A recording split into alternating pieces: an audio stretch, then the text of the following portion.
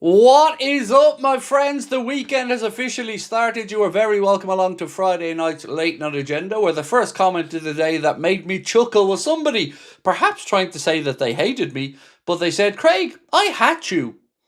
Interesting one, sir. Interesting one. I mean, I used to wear hats back in the day, but, these days not so much. I've always said the same to you guys about trolls. It is no accident that these guys are thick as pig shit and can never construct a sentence, but I hat me too, mate. I hat me too. So I hope you're all in good form tonight. World Cup draws taking place. We now know what route Ireland have to the World Cup final, so, we'll talk about that tonight as well. Scotland having a bit of deja vu, Morocco and Brazil. For Scotland, I mean, what a tie that is. Brazil, lads, come on. If you're Scottish, that's got to be entertaining for you. We'll talk about Mohamed Salah's future tonight. We'll talk about Antoine Semeno, Virgil van Dijk. We'll give you some more statistics around the red season. But yeah, honestly, just let us know what you want to discuss and we'll get stuck into it. So I hope you're all well. It is the weekend, so, whether you're a 9 to 5, Monday to Friday type worker or not, I hope you have some cool stuff planned. Obviously, the Reds in action tomorrow against Leeds United. 5:30 kickoff away at Ellen Road. We'll be starting from 4:15 p.m. Whether you love us or hate us, it doesn't matter. We'll still be here tomorrow at 4:15 p.m. to take you through the game. Paul Wood, how are we, dude? Nice to see it. Netherlands and Japan in the same group, said NOTM. Yeah, look, it was an interesting draw. It was cringy as fuck, let's be honest about it. Just when I thought football and Infantino couldn't get to a more cringy level, they found a way. So look, we'll talk a little bit about that tonight, but most importantly, I hope that you're all in good spirits. I am, as much as Liverpool aren't doing great for us. I don't know. I'm feeling upbeat today. And you know why? I'm going to be honest about it. I've made my peace with the situation with Arne Slot. I've made my peace with it. I don't have any more expectations. Last night was a tough one. I came on and I just felt really low. Just really, not really with it. And I just kind of came to the conclusion that I just can't get behind the manager at this moment in time. So I'm just going to have to live with it and own it and just see what happens. So, yeah, look, let us know where you're at with it. I mean, it's getting tougher and tougher to listen to him, to hear some of the stuff he comes out with.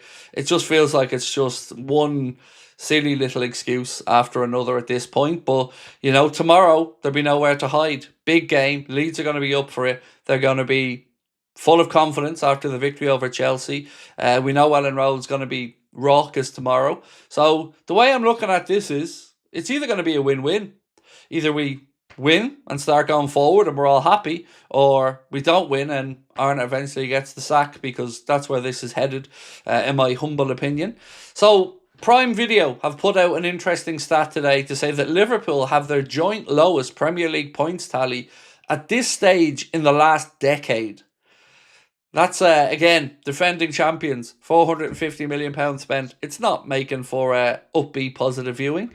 One thing that This Is Anfield posted, though, really kind of, it really made me remember. So This Is Anfield posted, Liverpool need to rediscover their identity under Arne Slot. Maybe the Reds should remember Jurgen's philosophy. And then they post the philosophy. And it just reminds me why, again, we all love Jurgen so much. He said, no playmaker in the world can be as good as a good counter-pressing situation. And he's not wrong. He's not wrong. And we have lost that bit of identity under Arne and the current way that we play. Give me that Jurgen Klopp full heavy metal pressing style versus this current iteration of Liverpool that, again, is just very frustrating to watch at the minute. The only good spirits this weekend will be the ones I'm drinking, having to watch the game. Look, I'm hopeful for tomorrow, mate, I'm hopeful. I'm not expecting, but I'm hopeful, It's a tough one because I'm really not very upbeat and optimistic about Liverpool at this particular moment in time. But I watched back some of last night's stream and I almost felt like, I don't want to say it was toxic, but I definitely felt like I came across as super negative. But that's genuinely how I'm feeling at the minute. It's tough to get yourself upbeat and positive when the team really is looking like a pale imitation of its former self. So, any of you guys struggling with that as well? I am somebody that generally tries to look for a bright spark or something to be optimistic about with the Reds, but at the minute, honestly, I'm struggling, folks. I'm struggling. You'll never replace a player like Mo, but we have to. That's the thing. That's the thing, mate. Look, it's always been a very difficult conversation to have around Mohamed Salah because it's a mixture of emotions, respect, love, and fear all at the same time. But what we have to say, mate, is that it is now time to start looking past Mohamed Salah. And we are going to have to replace him somehow, some way, whether that's with a collective effort or an individual signing or two. His best days are behind him. I've been watching this over the last few days kind of escalate more and more and more as the conversations start to come out. You've got the likes of Daniel Sturridge, Jamie Redknapp, even Sturridge saying that basically he thinks Arna should go out this weekend and play Ekitike, Wirtz and Isak with Ekitike and Isak ahead of Wirtz and him in the pocket. And he reckons as well that it is time to start looking past Mo. And on top of that, I do feel like the narrative is starting to gather a little bit of pace now around Mohamed Salah potentially leaving. There's links to Galatasaray. There's, of course, links to the Saudi Pro League. And I said something in today's video that I want to get your take on.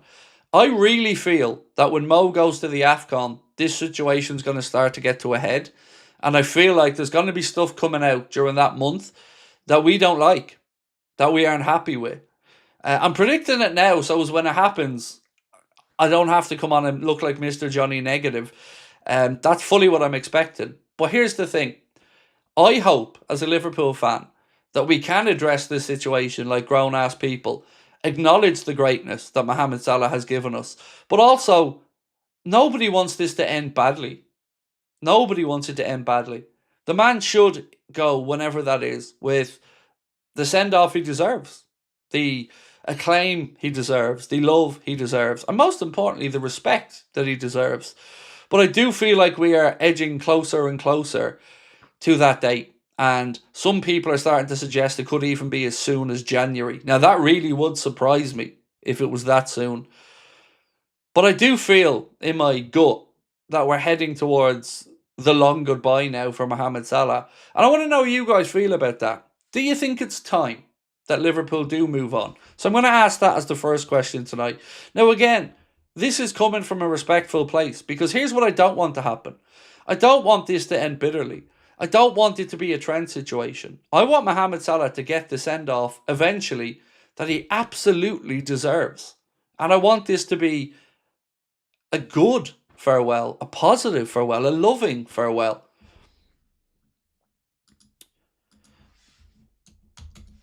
So 1 second.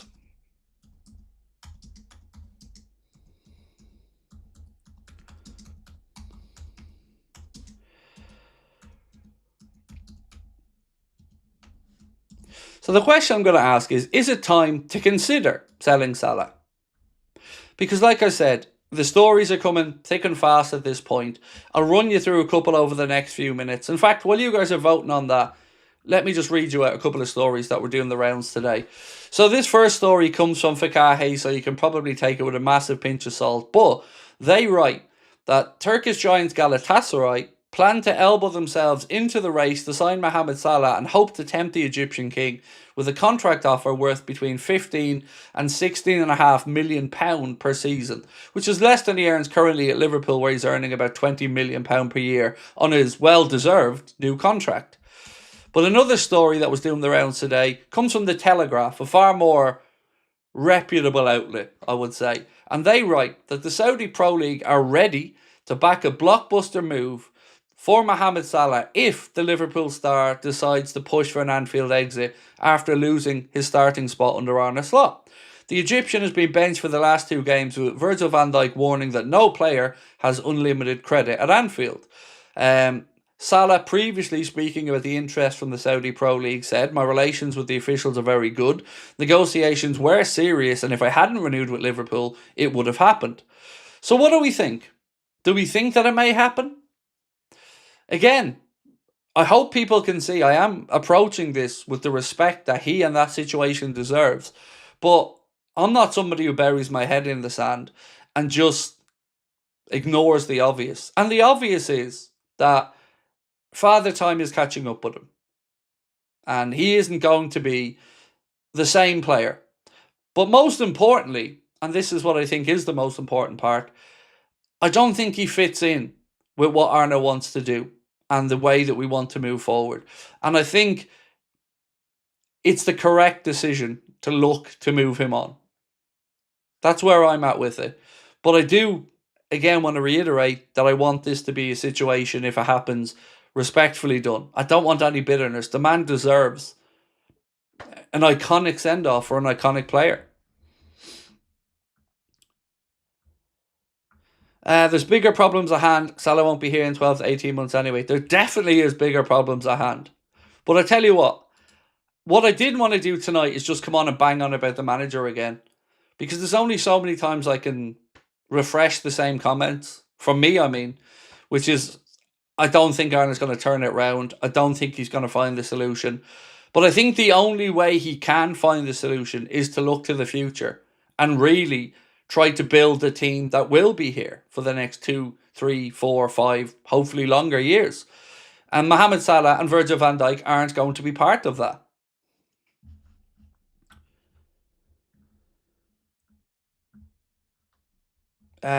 John Dan said he should go to the Saudi Pro League for sure. They'll give him the same support and both parties get their money's worth. And also, for Liverpool's perspective, if we're looking at this, to benefit all parties, well, Liverpool would, I'm sure, receive at least a semi-significant transfer fee. Whereas if Mo had have gone at the end of last season, Mo would have got whatever he got with a signing on bonus, but Liverpool would have received nothing. So, what Liverpool have at least done here somewhat is protect themselves, I guess. But you know what? Despite what might be said publicly, I don't believe that there aren't people inside Liverpool Football Club that do think that moving on from this era is the right thing to do. I really do. And look, again, people are going to say to me, he earned that contract last year. He 100% did. We all pulled for that contract. We all wanted him to get that contract because he deserved it. But things have changed at Liverpool drastically. And, he's not going to be happy sitting on the bench at this point in his career. And I'm not going to say he's going to sit on the bench every week. But I do think we're moving in that direction now, where we're looking towards the future. Sorry, I want to say thank you. There was somebody who gifted 5 memberships a minute ago, and I didn't get to say thank you. Batu, thank you, bro. Batu1892, appreciate you, my man. Thank you for gifting those memberships. And Irfan as well, welcome to Anfield Agenda FC, my friend. Appreciate you renewing. John said, but would anyone say he's living up to the expectations of a new contract? No, he isn't, but he's not alone. He's not alone, mate. He's not living up to it. Nor is Virgil, by the way, if we're being really blunt about this. Our captain ain't living up to his new deal either. But they have earned them. And I don't question that. They've both earned the right to have those deals. But now, we need to look at the here and now. And not what happened in the past. In the here and now, there are very questionable performances coming from a lot of the players this season. And the reason you see the names Mohamed Salah and Virgil and others mentioned more is because of the fact that they are the leading earners, the talismen, and the senior pros at the club. It's not because people have vendettas against Virgil or vendettas against Mo. It's because, you're the guys who get the praise when things go well. So when things aren't going right and you're not performing to the levels you're well and truly capable of, these are the conversations that have to happen.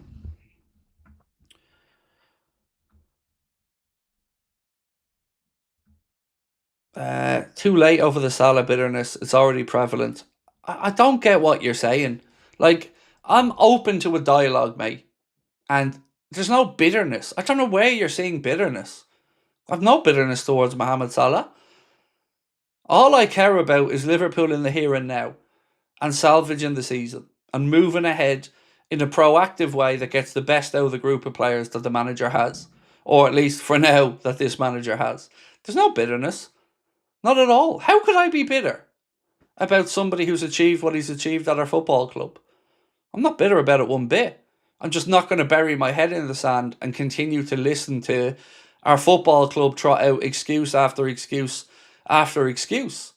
And also, he hasn't been anywhere to be seen in this dip in form. He hasn't fronted up anywhere once. You know, Virgil, Robertson, Jones, they've all stood up in front of the camera, spoken, addressed the situation. Mo has been conspicuous by his absence in that regard.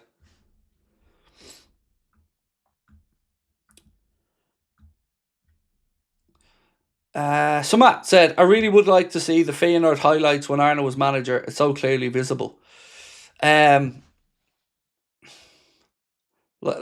did promise myself I was going to come on to tonight's stream and I wasn't going to be banging on about the manager. Because look, cards on the table, I want him gone. I want him gone. But I'll never be somebody who wants Liverpool to lose a game of football just to get rid of a manager. I can't make the decision. You can't make the decision about what happens with Arne. Whatever happens there will just have to happen in due course. But right now, I see nothing to be a believer in what he's doing. John, how are we, bro? We've reluctantly done it before. King Kenny had unfortunately to retire from playing. So many others. Reality happens. Great show, Craig. Yes, and even Stevie G. You know, Stevie G headed off to LA Galaxy. And, you know, when you've got somebody of the ilk of a Gerrard or a Mohamed Salah. Now, look, I wasn't around to remember when Kenny hung up his boots, really. But when you've got somebody like these guys, it's always going to be a sketchy relationship to some extent between the last manager they play for, who kind of starts to push them out. And with Gerrard, it was Brendan Rodgers. And we all remember going to the Santiago Bernabeu and him being on the bench. And that really felt like Brendan Rodgers trying to make a stand. Now, Brendan Rodgers doesn't have the credit in the bank that an Arne Slot had for last season, let's say. But you can see Arne's trying to make this stand as well. Kieran, why are you saying bye, Craig? I didn't even... Yeah, but anyway. Bye, I think. Have a nice weekend.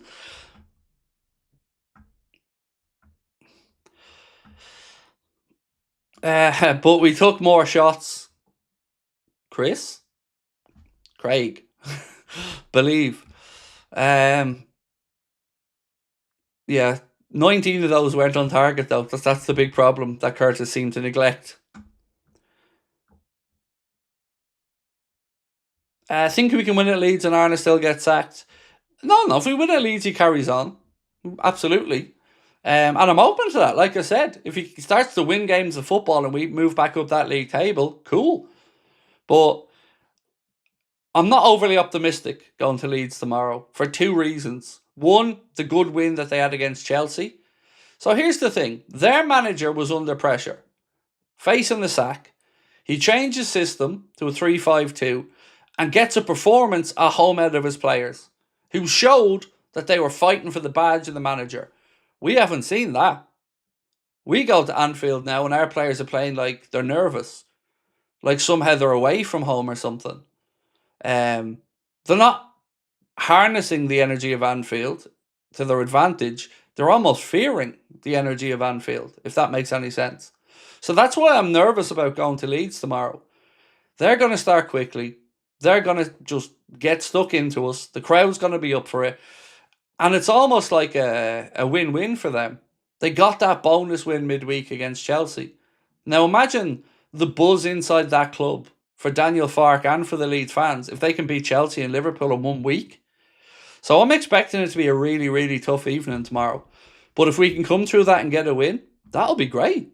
Genuinely. You know, that will show something positive.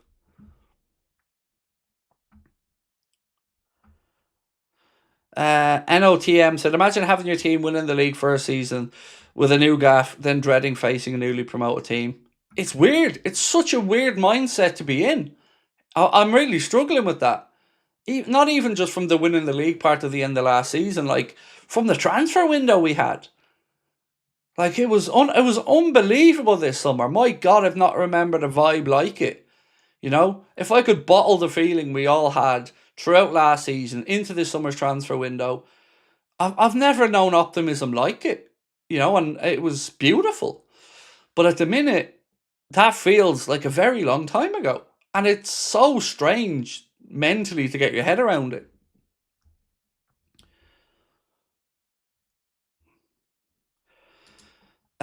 Gaming Kid said Salah was beyond world class just 4 months ago. Yeah, he was, absolutely. And I don't mean this to sound rude, but what's the point we're trying to make with it? Um, he hasn't been since. And he's not on his own. Like I've said, this season's been full of underperforming players. But I don't know, something just feels different about him watching him this season. And certainly with the way we play being different, the way the league has gone being a little bit different, I just think it's the right time to maybe start, and it would all come down to what Mo wants. You're not going to kick the man out the door, but if he does have an interest in something and Arna says to him, look, I can't guarantee you're going to be playing every week, these are grown up adult conversations that I have to believe are probably starting to take place or be considered. Edwards will still want that 400k off the books, or Edwards will want that 400k off the books. Yeah, even watching Sky last night, they felt like it was very unlike Liverpool.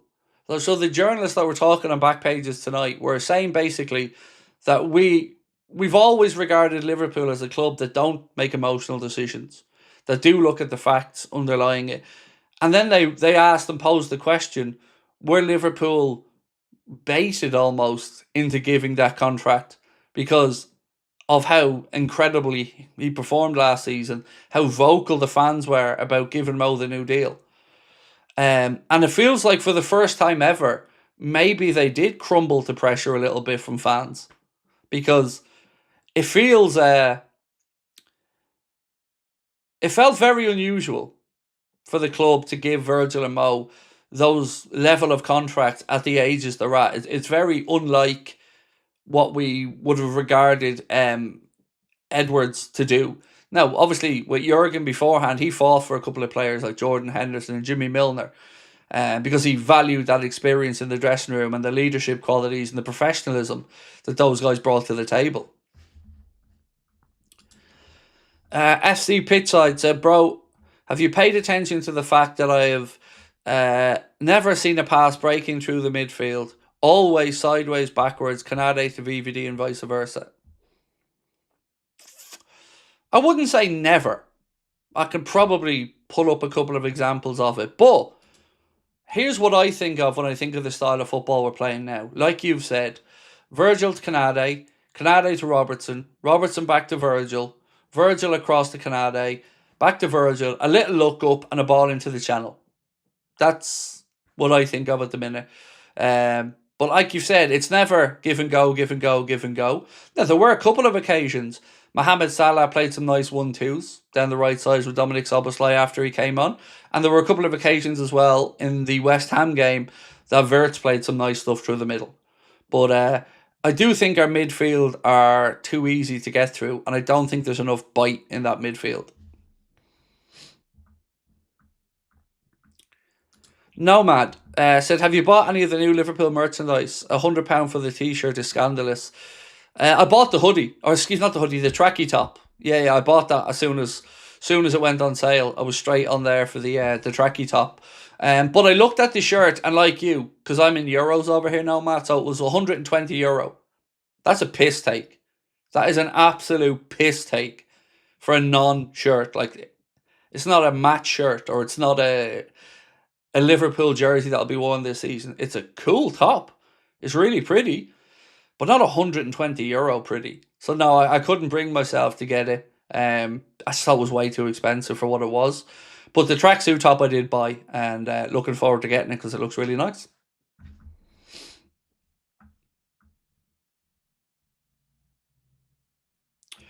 So yeah, let us know. Has any of you guys bought it, by the way? I remember there was a gentleman in the other day who was spot on, who said that there is a jersey that goes with that new set of stuff, and that they'd got it in their country already, and they were spot on. It did go on sale then the next day, and yeah, Tracky top for me, but I haven't like 110 quid for a pair of tracksuit bottoms. That's a piss take.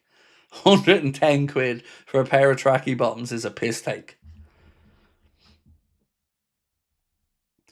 Did the grandpa respond? Oh yeah, that's been sorted. They've been paid. As we mentioned, you probably missed the stream we discussed it on, but yeah, they did get in contact with us, and Connor did reimburse the cost of the travel and the ticket because of you guys and your generosity. Absolutely, that's been done.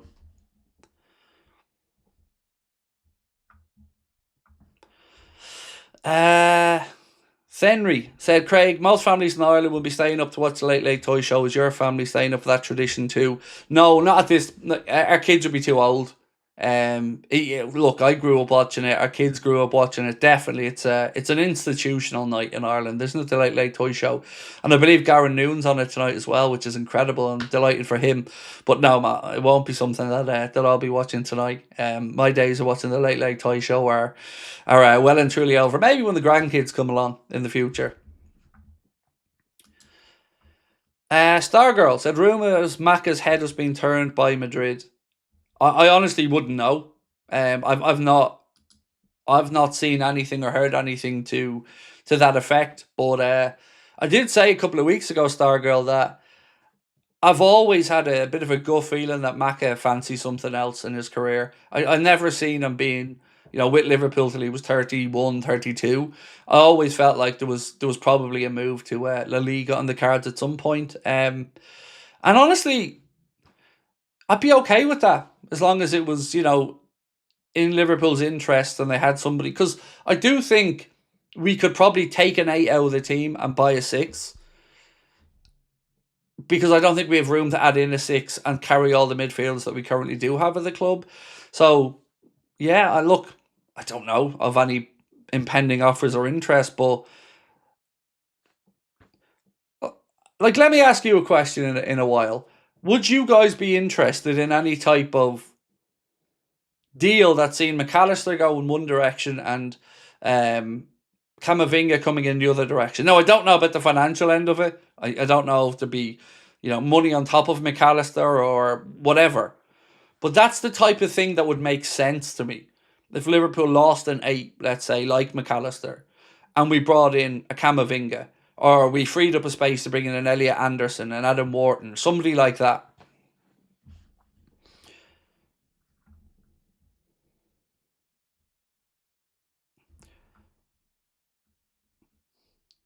I'd hope so. He's too small. We need a bigger midfielder. And when he exaggerates being tackled, it gives me the ick. It's been a very weird drop off for Alexis this season. Now, we're having these conversations, and I have to keep reiterating he's not on his own, but there has been a very, very clear drop off from Alexis McAllister this season. And I read something the other day from him where he was talking about people feeling this drop off, and seemingly I don't think he thinks that drop off has been there. He said he's feeling good. I think it's there. Connor thinks it's there. I think probably some of you guys think the drop off has been there. And he's not on his own. Like I said, there's only a handful of players we could talk about now without being critical for this season, and Dom would probably be one of those.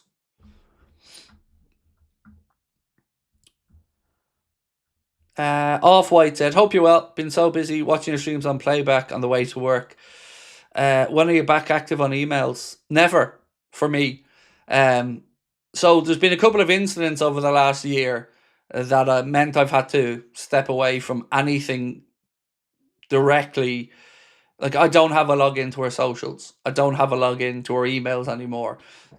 For my own family's protection after the threats and stuff that we've received over the last year. So if there's something in particular, man, that you'd sent, I can ask Connor to dig it out and send it on to me. But he kind of just sends me on what he thinks I need to see at this point. So yeah, if there is something in particular, my man, no probs, let me know and I'll ask Connor to look out for it.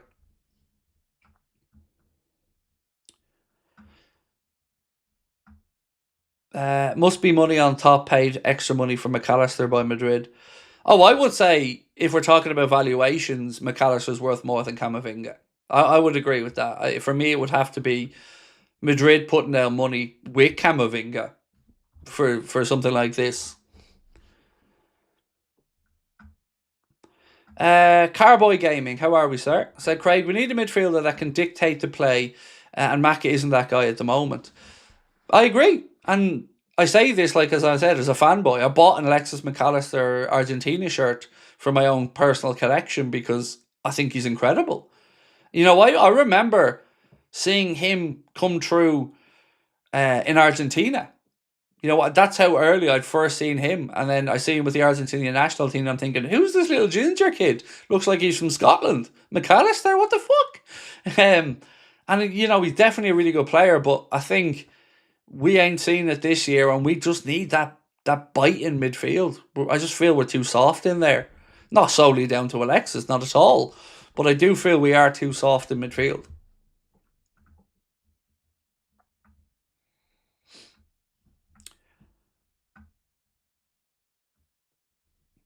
Maddie said, I would have bit your arm off for Camavinga 2 seasons ago, but not now. I would be going down the Wharton Elliott route. I think Camavinga is a big risk.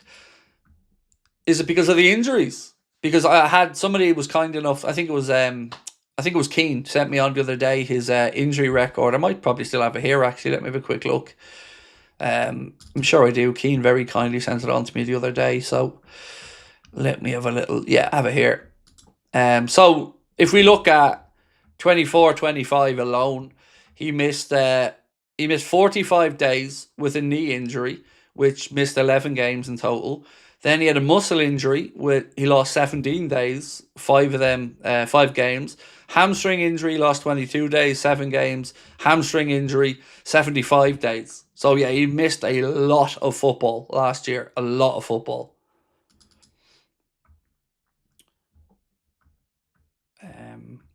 So before I get into Gaming Kid Super Chat, I just want to show you something or read you out something that I mentioned in the video earlier on today.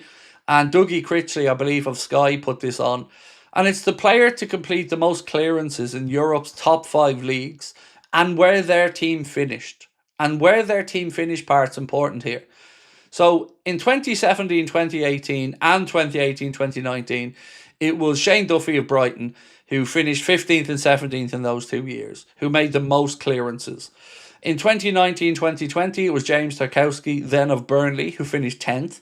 In 2021, it was Tosin of Fulham, who finished 18th. In 21-22, it was Cabrera of Espanyol, who finished 14th in La Liga. 22-23, it was Ethan Pinnock of Brentford, who finished 9th. 23-24, it was Elliot Anderson of Crystal Palace. Joachim Anderson, who finished 10th in the league. And then in 24-25, it was Ismaili of Empoli, who finished 18th. So as you can see, all of those are low league positions. This season, Virgil van Dijk is the defender with the most clearances so far in Europe's top 5 leagues, which just goes to show you the amount of defending that we're doing this season compared to seasons before. It's just another stat that just shows the drop-off. I wanted to say that, yes, he's dropped off, but you can't convince me that it's just Salah's fault. Again, nobody ever once said it's just Salah's fault. Never. This is what gets me, and I don't want to have a pop at you, mate, because I don't know you personally, but this is what gets me about so many people who discuss Salah. They go straight to the extreme end of a conversation. So I don't believe Salah won the league on his own last year, and I don't believe that Salah's a fault for everything wrong this year. I'm in the middle, where I have to admit to myself that he's just not good enough anymore in the way that we need to play. And we have to have an honest conversation about that without resorting to slagging or, trying to make out like anybody is denying the man's legacy.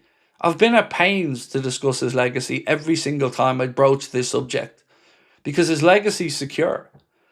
And Arna's tactics are massively important this season for our failures, mate. No doubt about that. 100%. But Salah sitting on a bench is a festering problem that isn't going to get better. Because for all the love and admiration and stuff, let's be honest about something. He can be a bit of a diva. We have to admit that. But then again, all superstar players can be a bit of a diva when things aren't going their way. Because I'm sure internally, it's a very difficult situation to address. That your body or your mind are not doing the things that you want them to do in the same way that you were able to do them before. And I'm sure it's very difficult to accept being put on the bench for 2 league games in a row for the first time in your Liverpool career. I've no doubt whatsoever that all of this is tough on him as well. But I don't want it getting bitter. And the more that camera pans to him on a bench, the more the weeks go by that he's not scoring an assist. I just think this has the potential to go down a route that leads to toxicity that none of us want. And that's the underlying reason for why I'm saying what I'm saying. I'd rather he went now where we remember him as the player that was so amazing for the last 8 years. Not the frustration we're feeling now, and not just him, but the whole team. I think it's time for a fresh chapter. And to start that fresh chapter, you've got to close the last chapter. So that's kind of where my head's at with it.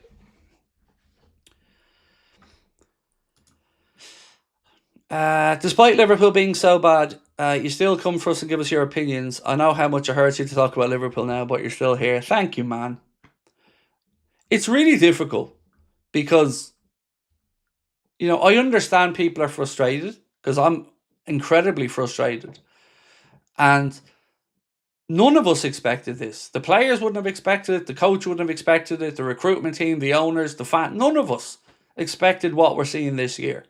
It's so difficult to comprehend how we can go from winning the first 5 to this.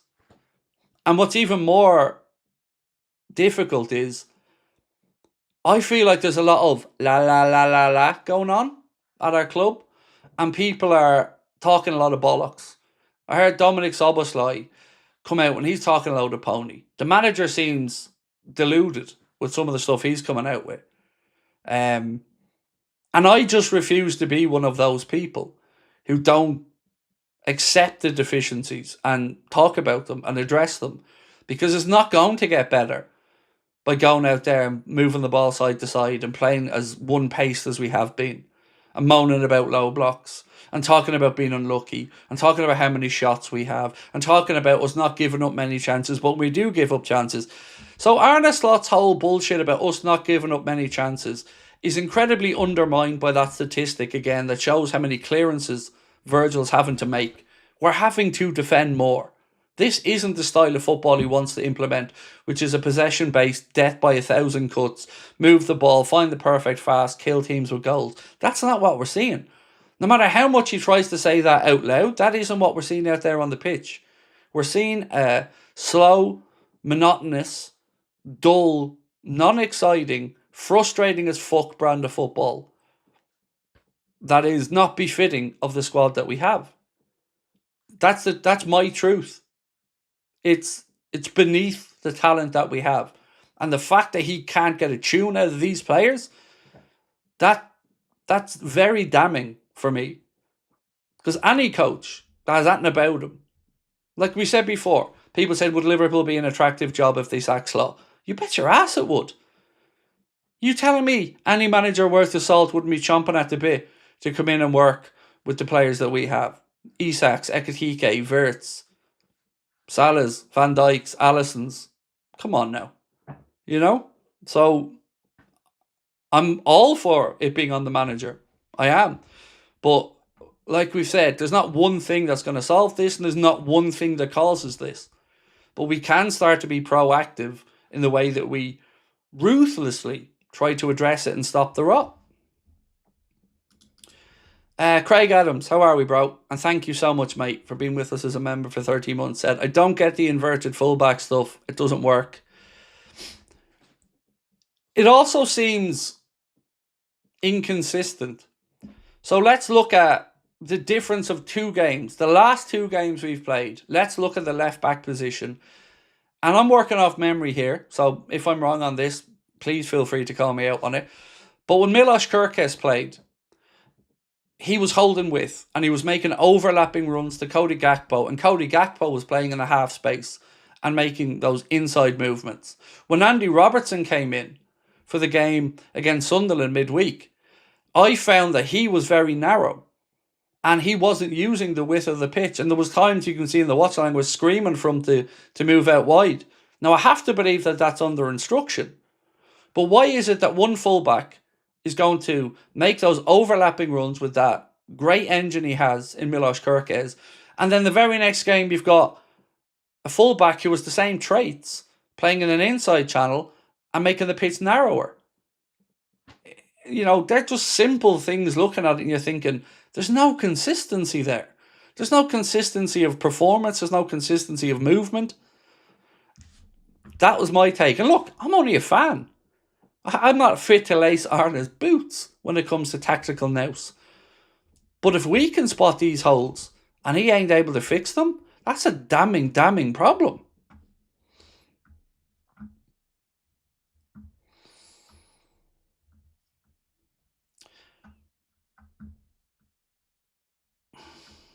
What have we got? Rio Ferdinand is urging Stevie G to get ready for the manager's role. Look, I think Steven Gerrard would be a very, very good short-term interim manager. But there's not even 1% of me that would want him to get the job on a permanent basis, because I don't think he's earned the job. Nor would I get sucked into wanting to give him the job if we did come in and steady the ship and get them playing with a bit more passion. I think the most damning thing that I have for Arne Slot right now is that with everything that he has there in front of him, he can't get a tune out of the players. We haven't really put in, maybe Madrid aside, I don't remember one performance where we had a very good hour this season. I can talk about 15, 20 minutes here or there, but even when we won the first 5 games, you guys and myself and everybody else were at least self-aware enough to say, right, we've won these games, but we're not playing well. We're not looking convincing.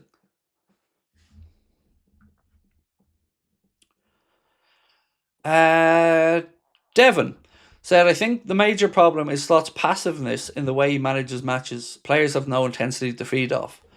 I think somebody in the chat nailed it last week when they said that Klopp and Virgil were almost the perfect counterbalance to each other.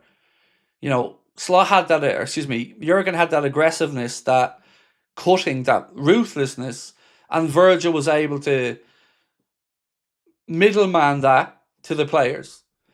Arne and Virgil, I feel, are almost too laid back, and I feel like that Dutch mentality has seeped into the team and it doesn't suit us. We're not aggressive enough. It just doesn't suit English football, and it doesn't suit what we've been used to. Look, and as I said, I could be off on this, but that's kind of the way I'm looking at it. And look, Henderson beforehand as well was a similar thing.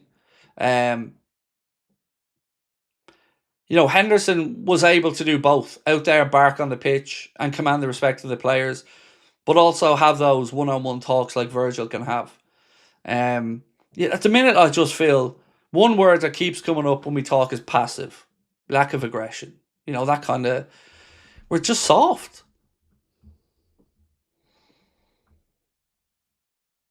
Craig, as a Dutchman, this isn't really a Dutch thing. We're direct people, if anything.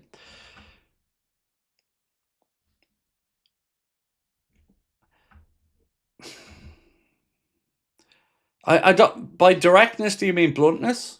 Because I'm talking about aggression in the demeanor, the body language, and let's look at the Dutch players that we have. Cody, Virgil. We've got a Dutch manager, and all of them and Gravenberch, all of them are laid back dudes. All of them. Let's look at the two who were called out for pulling out of their challenges recently, Gravenberch and Gakpo. I've said this before. For me, watching Dutch football from the outside, I've always seen a tactical brilliance, an astuteness, a great technical ability. But I think a lot of the Dutch teams as well have been too soft, and it stopped them really kicking on.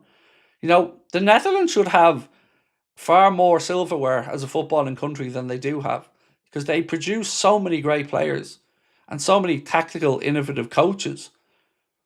But something about Dutch managers in the Prem hasn't gone well over the course of time. And Arne bucked that trend by being the first one to win the Premier League. But now in his first season where he's really getting to put his own stamp down, shit's falling apart.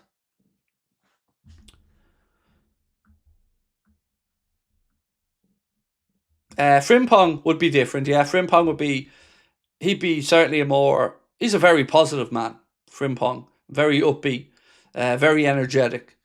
But we haven't really got to see too much of him this season.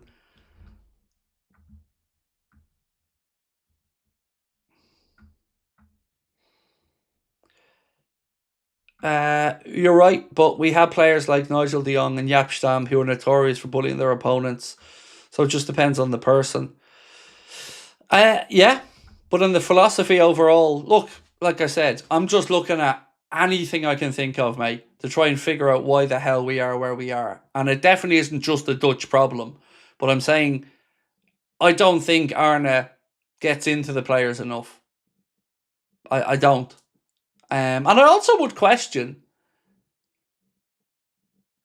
not respect, that's not the right word. I would question if he commands if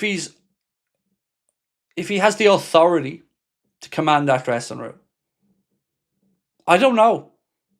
Because this is one of the first times as a Liverpool fan that I can almost see a group of world-class stars there. Like in the past we had a handful. You had your Gerrard, your Torres, your Suarez. But right now, if you look around that Liverpool team, how many international captains do we have? How many natural leaders do we have? How many people who would be now described as world-class do we have? It's almost uncharted territory for Liverpool. And in the modern day, where these type of players and stars are mollycoddled and has smoke blown up their arse non-stop, I don't think many of them can actually deal with criticism. And I think they sulk too much in the face of fair criticism.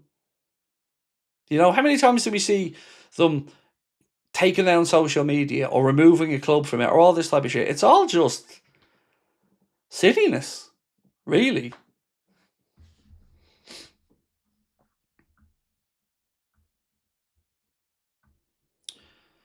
It's shocking how many so-called football fans don't know the difference between a manager and a coach.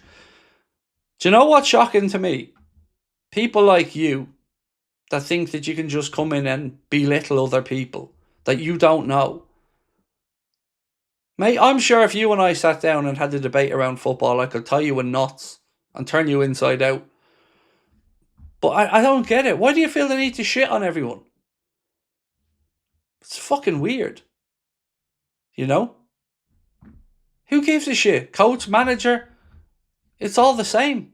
He picks the team and sets the tactics. If you want to talk about the training ground versus the transfer market, cool, that's a different conversation. But it's semantics. It's the same thing. The only difference is the director of football structure that's at the club. Just fucking hate it. I hate people like you. You are just arseholes who don't have anything positive to contribute. Just come in and go, I want to say something that belittles somebody else so I can feel good.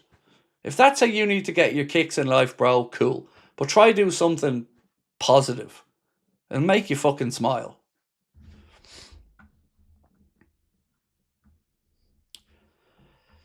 That meme guy said we went from great attacking football that we were used to, and we're now playing slow, passive hospital football. Premier League, and we play possession football, we do crap. Big Mal said you can say something similar but in a totally more respectful way. Exactly.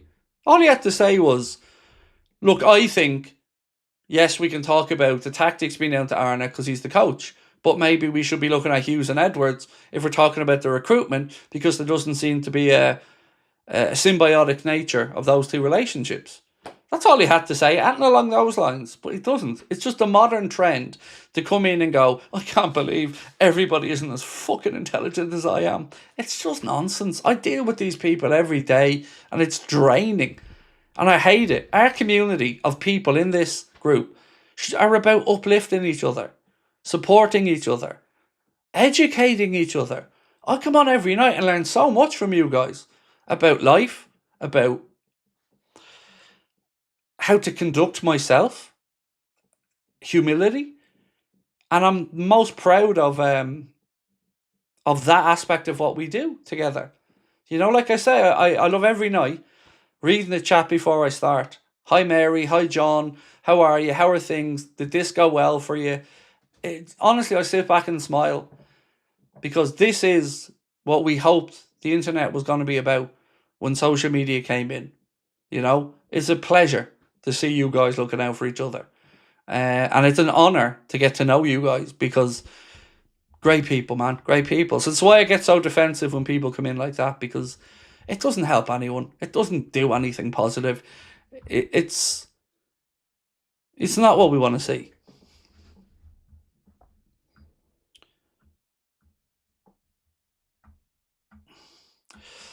Oliver said, just came into the chat and saw the poll about Mo. Shocked, to be honest. I mean, we're seeing the reason, mate, the poll went up was we're starting to see more and more stories now as the days go by, talking about a potential move away. Jamie Redknapp on Sky was saying that he wouldn't even be surprised if it was as early as January. Now, these are conversations none of us thought we were going to have. So, you know, we just wanted to ask because if I'm being honest, this whole kind of thought process for me started last week when somebody in the chat, and I can't remember who it was, somebody said, if 100 million for Mohamed Salah offer came in now, would you take it? And I've not been able to shake that thought for the last week. And I would take it now. And I've never been somebody in that camp before. I said no to the 150 million a while back when it was offered. But I think this is genuinely the first time where it's even questionable if it's the right time. And I think if it was something that suited both parties, it's plausible and it's the potential's there, I think, for the first time.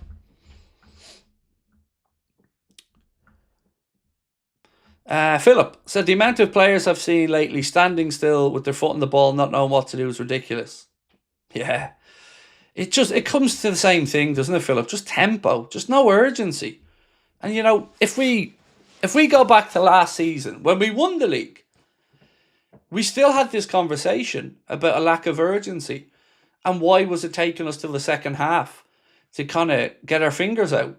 We start games so slowly, and it's very strange because it's so hard to become aggressive when you've kind of gotten into this passive style.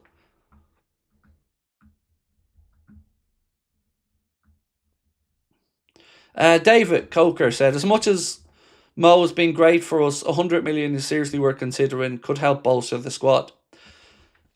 It's interesting from a couple of reasons, I think, David. Firstly, like you said, whatever transfer fee could go back into the kitty. But also, not only that, but you're freeing up a lot of wiggle room with the 20 million quid a year contract. So that also has a knock-on effect. And the Mohamed Salah of last year deserved and was worth every penny of that pay increase. And if he was even contributing 70% of last year's form this year, I would say this isn't a conversation.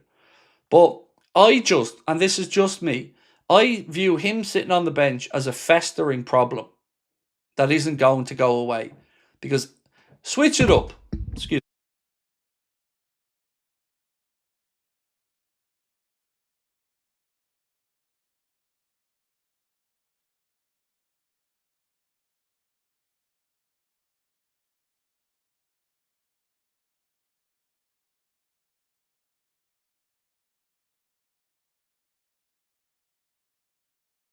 Excuse me. Apologies. Sorry. I was trying to... Yeah. We're good. Apologies. So what I was saying was, in my muted way, what we'd seen was, you know, imagine this was Cristiano Ronaldo, Leo Messi, imagine it was one of those two gents in the position that Mo has been in for the last couple of games where he was on the bench. we all know how that ends at that club. It ends in probably a bitter divorce at that point. And that's what this is building towards, with Salah being on the bench and not being a regular starter. Because the competitor in him, that inner drive that got him to where he is still going to want to be the guy. He's still going to want to be the saviour. He's still going to want to be the talisman. And it's an incredibly difficult thing to say. You know, I often correlate it to a coach saying to a fighter who's been incredible throughout their career, I think the next fight's one fight too far. And I kind of think that's where we're at with Mo now. I don't want to remember Mohamed Salah frustrating us. I don't want to remember Mohamed Salah feeling unloved and the media speculation about him being on. I don't like any of that. So for me, pull off the sticking plaster. That's the way I'd like to deal with these situations and get something that works for everybody.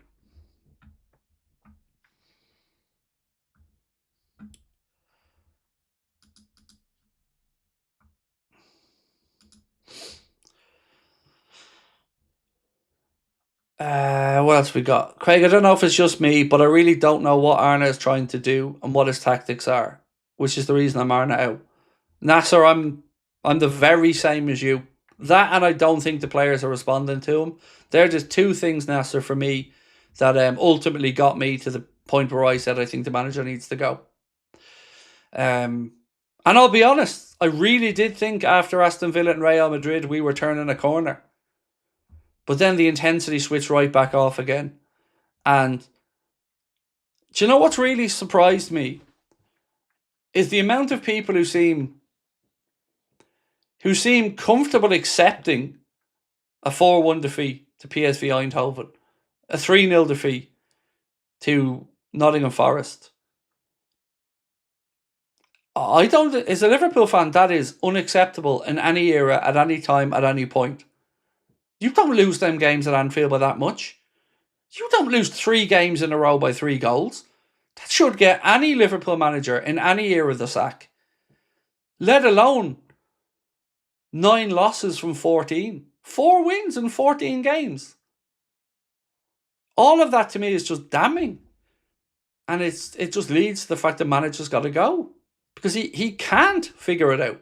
And I don't get what we're trying to achieve by being the good boys who say, oh, well, he has credit in the bank. No, he doesn't. He doesn't have credit in the bank.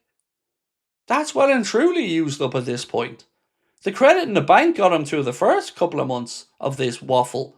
Now, it's soul destroying. It's sapping the energy out of a fan base. It's sapping the energy out of the players. The whole club has gone from this, and of course the Diogo situation does play into this. Of course it does. But we went from this incredible high as a fan base in the summer with the window we'd had and the league title we'd won and the expectations for the new season. And now the revisionism and accepting of mediocrity is almost being encouraged. That's not Liverpool Football Club. Nor should it be. That's not any team. We won the league and partied like a small club. What we should have been doing is planning for the next season straight away and maintaining our standards. So I don't think this is just a this season problem. I think it's happened from last season. Nedge said, sell Salah 100%. There's no sentiment in football. When time is up, that's it. Remember Hendo and Fab, they stayed a year too long. Klopp had sentiment. So let's look at the poll. So we're let it get to 2,000 votes. We're at about 1,000, nearly at 1,800. We asked, is it time to consider selling Mohamed Salah? We'll leave it get to the 2,000 votes. I want to go through a few more things for you this season. And this one is to Mo's credit. So StatMuse posted the most chances created in the Premier League this season. Excuse me. Top of the pile was Bruno Fernandes, who created 33 chances for Manchester United. Second was Jeremy Doku of Manchester City, who created 31 chances. And third on the list was Mohamed Salah, who created 27 chances. So, like I said, it isn't all on Mo. I just think the evolution of the team needs to move past Mo at this point. Because I think it's very... I made this point when Coutinho left. That when Coutinho left, it forced other people to step up. You've seen Alex Oxlade-Chamberlain have a great season that year. And I think with Mohamed Salah, it's very easy when times aren't going well and things are going bad to get the ball and go, let's give it to this guy. This guy is the guy who's going to get us out of this situation. Play it to Mo. Funnel everything into Mo. And what we're seeing is people doubling, trebling up on him and marking him out of games. And I want these people to take ownership of the situation and not think, right, I've got the ball, let's give it to Mo. Got the ball, let's make something happen. Do I trust Wirtz? Give it enough to him. Let's get it out to Hugo on the left. I want people to take ownership. That's why I think the time for Mo to move on is now. Because in this time when we're not well, it's perfectly understandable that people want to funnel the ball out to Mo. Because in years gone by, he is the guy who has gone, right, just give it to me. Steven Gerrard before him. Luis Suarez before that. Fernando Torres at one point. Just give me the fucking ball. I'll make it happen. And with Coutinho, that was what was happening. If you go back to that time, it was almost like get the ball, give it to Phil. He'll make something happen. If the game isn't going well, give it to Phil, give it to Phil, give it to Phil. So I think we need to look past now and make our next evolution and really uncover the worth of £116 million Florian Wirtz and £125 million Isak and a 70-something million Ugo Ekitike. Something for these guys to show why they were paid so much money, why they're thought of so highly, and to take that responsibility and ownership on now to show that they are the top dogs. It's not just a good time right now. I got to see you. Thank you. Appreciate you. He said I got to go see you. Apologies, mate. Thank you. World of Naturalist said, I just feel Slot's values are not quite on the same page as Liverpool. What he did before the end of the season and how he can joke with our losses with a smile after a loss. We're champions, not losers. I keep repeating this, but I got so much shit at the end of last season when we'd won the league and I was moaning at the way we were just handing over games and, you know, partying and playing with half an effort. But now we're seeing why. I hope people are seeing why I was moaning about it, because it is so tin pot to head off to Ibiza in Dubai and party when the league's still on. It's disrespectful if we're being honest about it. It's disrespectful to the rest of the league. And it's so small time that, you know, how many of them Manchester City Guardiola teams did titles did they win? Never did they just go, well, that's cool, we've done that now, yay. It's like, let's do it again. Let's prove it wasn't an accident. Let's prove we're the dominant force. And that's where the mindset and the headset needs to be. Our players know how to talk about that. They know how to say they have standards. They know how to say what this club's supposed to be about. But they didn't live it. And it's come home to roost now.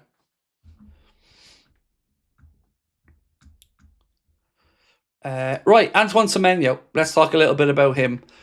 Peter O'Rourke said that despite interest from Manchester City, Liverpool remain the current favourites to sign Antoine Semeno. I'm honestly so confused by this situation with Semeno, because one day we'll be the favourites, then another day Manchester City are the favourites, another day Arsenal are considering them,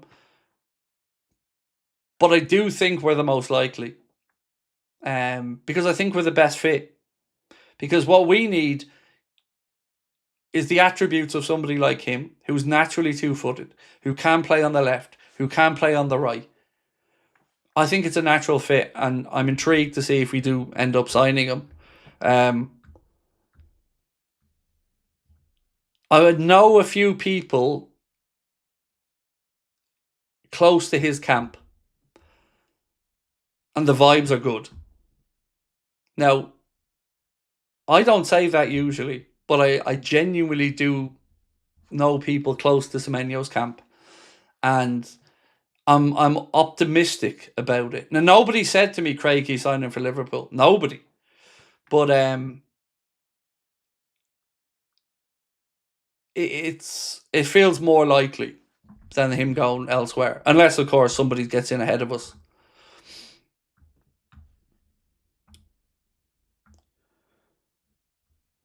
Will you give Mo a chance to play under another coach, and if he doesn't change, we'll sell him afterwards? Look, if you said to me right now, mate, one of these two are going, Mohamed Salah or Arne Slot, I'm absolutely saying Arne Slot. Because I do believe that in a different setup, there's still... I don't think Mo's finished. Not at all. I don't think he's finished. I think he's finished with the way we play now with Arne, because it just looks stylistically so wrong. But it wouldn't at all surprise me if Arne was sacked, a new manager came in and he found some kind of form again. Because you don't go from last season to this season and just become that different. The level drops that much. You know, some of this definitely has to be psychological.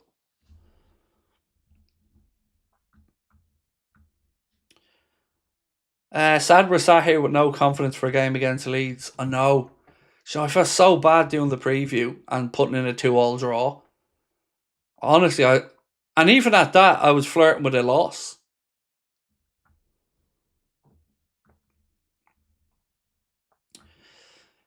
Any news on Glasner? I don't know anything in that regard.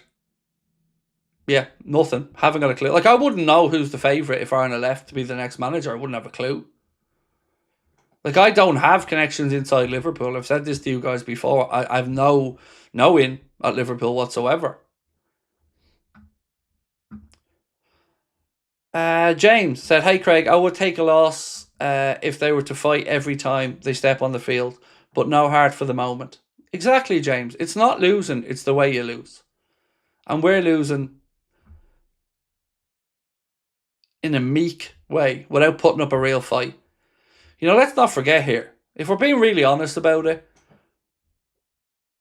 there's another world where we lose that game to Sunderland because Fede doesn't bust a gut to get back. What if it wasn't Fede on the halfway line? What if it was somebody else who didn't have the tenacity, pace, and desire to get back and get that block on the line? There's every chance we lose that game 2-1.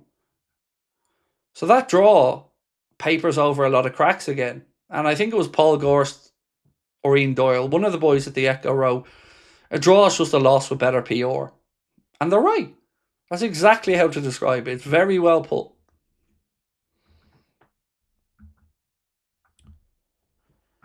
Haley said, "It's a numbing time for the fans. I would never wish a loss, but in a way, I always feel it coming." Yeah. There's no part of me, Haley, that's going to be surprised if we lose tomorrow, mate. None. Quite frankly, I'll be more surprised if we win. But that doesn't mean I don't want us to win. Of course I want us to win. And I don't want Arne to be fired. I don't never wish any Liverpool manager to be fired. But I believe he deserves to be. But I don't have any... You know, it doesn't make me anything but sad to think about a manager being fired. Right, we are 10 votes away from the 2,000 on this one. We asked, is it time to consider selling Mohamed Salah? So 10 more votes to go, and then we'll be at the 2,000. 7, 6. A few more votes, and then we're there. 3, 2. There we go. There we go. We've hit the 2,000 votes. So we asked, is it time to consider selling Salah? Lads, this is remarkable. It really is. 81% said yes. That's remarkable. You know, imagine I said to you in August that we'll be having a conversation in December and 4 out of every 5 people watching the channel are going to say it's time for Salah to move on. That's crazy. It's crazy. I would never have thought about it like that, or that it was even possible. Craig, people say we're in an adapting period. Sunderland brought 8 new players. They didn't, mate. They brought 14. Yeah, and the only reason I know that is there was a journalist the other day who was right. I have it here. I'll read it out to you now.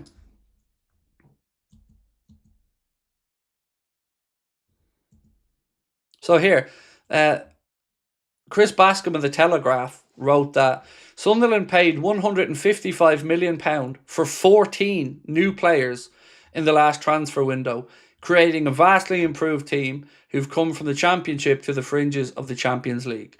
Liverpool, in contrast, paid £450 million to go from champions to the most expensive work in progress since Gaudi's Cathedral. That's what I'm saying. You're spot on. These are the type of bullshit excuses that I can't stomach. We have too many new signings, but yet Sunderland can have 14 new players and go out there and play with fight. Do you know why? It's an easy answer. Because they're better coached. Simple.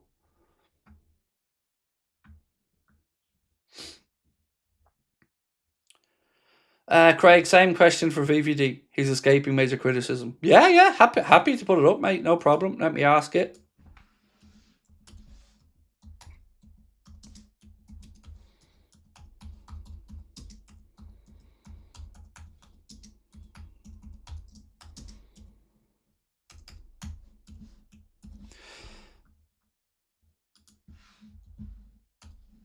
Cool. So, my apologies. Exact same question. Should Liverpool consider selling VVD? Yeah, and look, there are people who probably have escaped the same levels of criticism. Like, I don't think Ryan Gravenberch has really been held to account in the same way others have. Alexis McAllister, I think we're only starting to have the conversation in the last month about the real sheer drop off from him.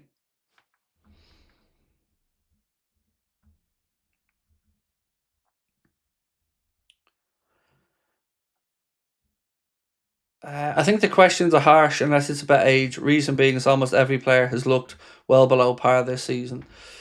So, again, Ollie, it's a fair point, bro. But what I'd say is the questions are the questions because they're the talisman. You're the standard bearer. You get paid the big bucks for a reason. Because you lead by example, and you set the standards of the football club. So that's why you will see Mohamed Salah or Virgil van Dijk being mentioned more. Because they're the guys who get the big bucks. They're the guys who receive most of the praise when things go well. It's a two-way street. And it is about age, dude. Of course it's about age. You know, if Mohamed Salah was 27 or 28 and he was going through what he's going through now, I would say all of us would think it's a blip. But he isn't 27, he's 33. Virgil's 34. So, you know, age is definitely a factor, but so is your status and your wages. You know, they're also a factor because you get to that point because you are setting the standards. You are doing what others couldn't do. So, you know, I think these are all very fair questions at a time when we're all trying to discover how we're in this position.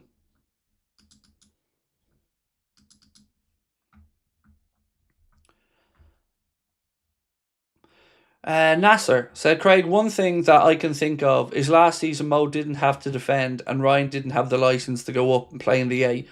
But this season, Slot gave Ryan licence to go up and Mo also.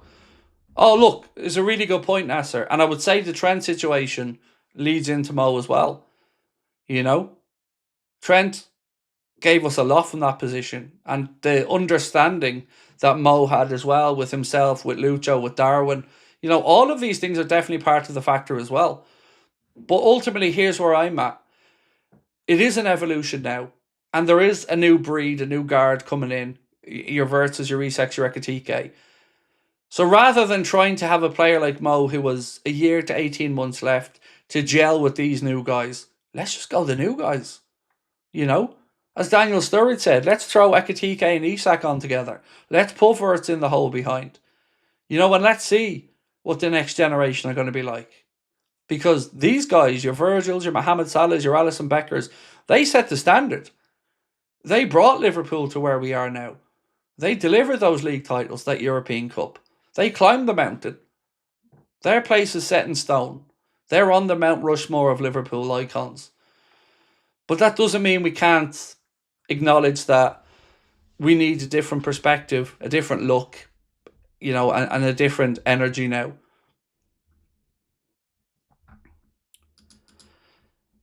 Our club is missing a heart.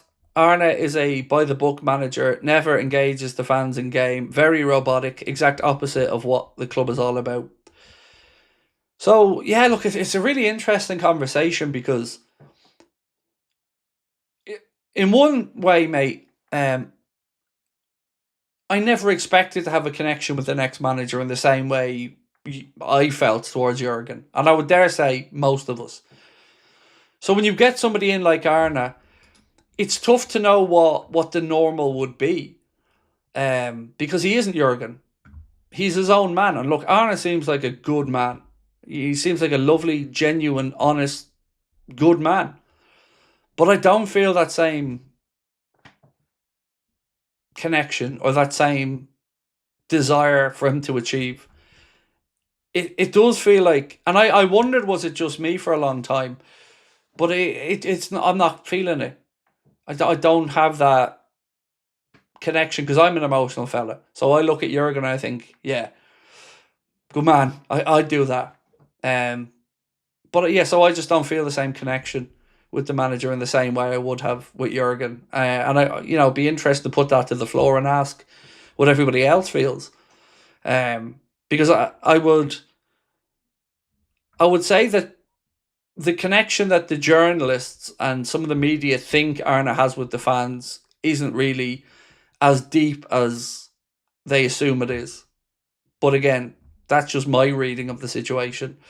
Certainly interested to know from other people, maybe who are into the game week in, week out, how they feel about it. Because they're always going to be supportive of the manager. They're always going to be singing the manager's name, same way they were always supportive of Darwin. That's just how good-natured and how good Liverpool fans are. Especially the travelling cop. Incredible. But there's a difference between going through the motions and really, really feeling that connection. And I just don't know if there is that connection. I'm feeling very philosophical today, by the way. So if it's coming across a bit that way, it's I'm feeling a very reflective mood today. Liz said she wants a new manager bounce. That's why I keep banging the drum, Liz, for Gerrard.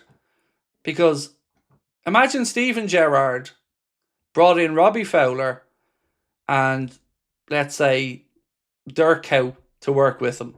Gary Mack. At the very least, I think those guys could walk into that dressing room and speak with a passion and an honesty and a sincerity about what it means to play for the football club and what's expected at the football club. Because it's no accident that Liverpool fans have been drawn to the Andy Robertsons of this world. Not a flash guy, a hard worker, an honest pro, a Jamie Carragher, a Dirk Cow. It's no accident that these are the people that appeal to Liverpool fans. We want to see a representation of us on the pitch. We want to know that it hurts as much for them as it does for us. We want to know that it means as much to them as it does for us. And those are the players that Liverpool fans connect with. An honest, humble, hard-working pro. That's my case anyway. Soboslai will be our Gerrard. Wirtz will be our Coutinho. Isak will be our Torres. Ekitike our Suarez. Combined in one team, I have hope. Look, I have no doubts about the talents of the players you've named, mate. Like I've said, I don't look back on the transfer window and feel like we were screwed out of money or we made shit decisions. I just think the manager hasn't found a way to make it work yet. And that's concerning, considering the calibre of these players. And also, somebody made a point the other night, which I'd not really given much thought to, but they said these guys can go away on international duty and perform. And then they're coming back. I'd never really given much thought to that before, because I don't really follow the lads when they go off on international duty. Because, like I said, I'm not the biggest fan of international footy, and I only hope that when they go off on international duty, they don't pick up an injury.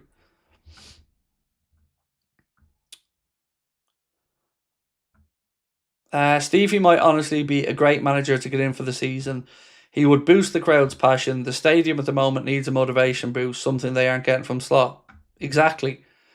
But again, when we say these things, I think it is really important to not get sucked into the falling for that bounce.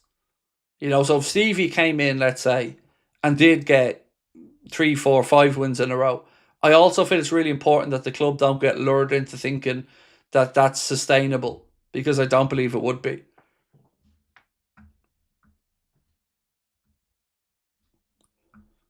I know we won trophies, which is what's remembered, but style's also important. Most magical football still makes me smile with enjoyment was watching Brazil in '82. Do you know what I enjoyed, Bishy? I really enjoyed the Roy Evans era. We played some great football in that era. We were too open defensively, but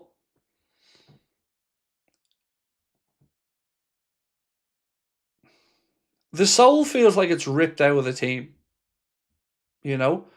And it really does feel like we've gone too drastically away from the thing that brought us success. And again, I'm going to read out what This Is Anfield posted. No playmaker in the world can be as good as a good counter-pressing situation. A quote from Jurgen Klopp. And they say that Liverpool need to rediscover their identity under Arne, and maybe they should remember Jurgen's philosophy. That I think perfectly encapsulates where we're at right now. We love that shit. We love the counter press. We love the aggression. It got everybody up off their seats.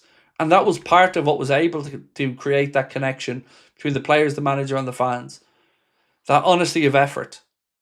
Because football fans, and definitely Liverpool fans, will forgive a lot if the effort's right. We're not arrogant. We don't expect to win every game, but we do expect to see 100% effort every game.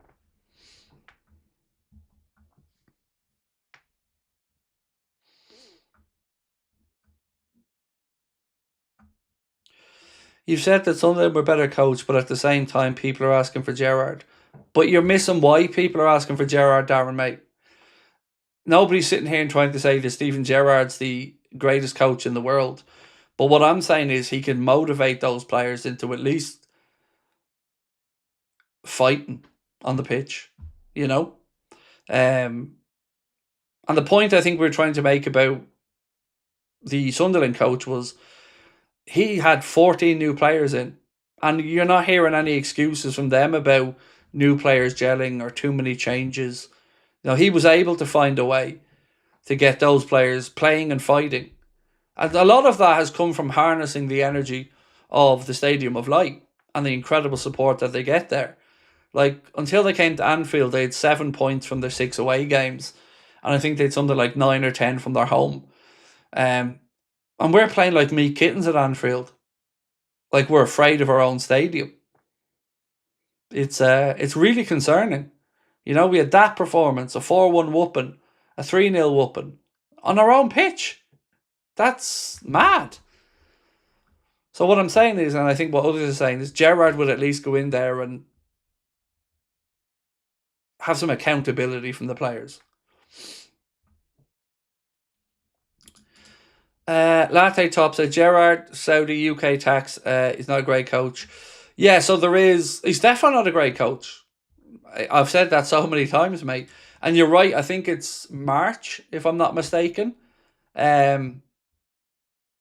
I think if he comes back before March and works, I think he gets hit with like 45% tax or something like that.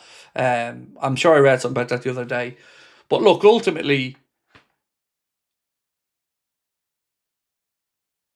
the club could find a way financially to sweeten that in the short term I'm sure.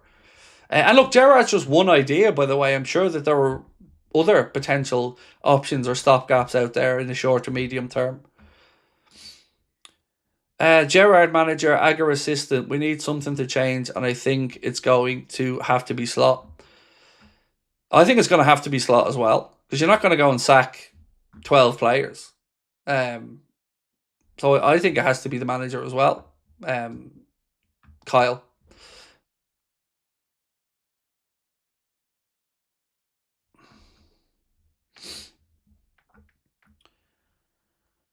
Fair play, Craig. I don't want fans to turn on Gerrard, as I don't think it's the answer. Oh, I'd hate that as well, Darren. Like, if you walk into my house and look left, dude, the first thing you're going to see is a Steven Gerrard frame shirt in my hall.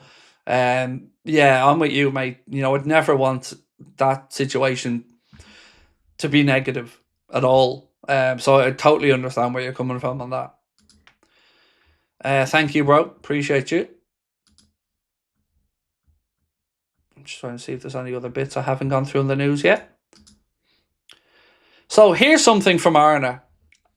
Connor messaged me this, and he said, spot what's missing. So I'm going to play the game with you now.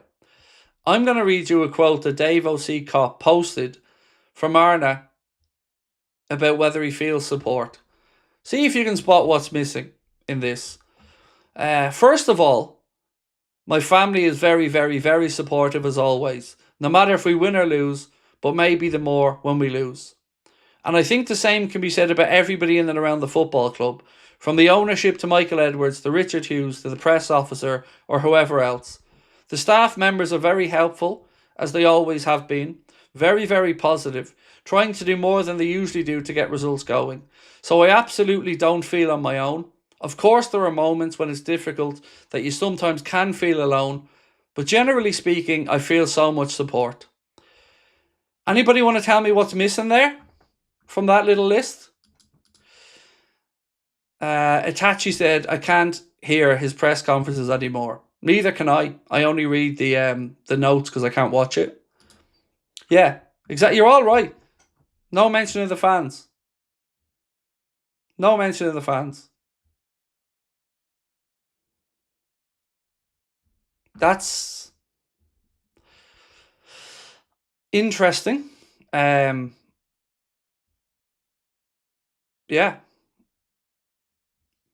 It's... Yeah, look, it's just...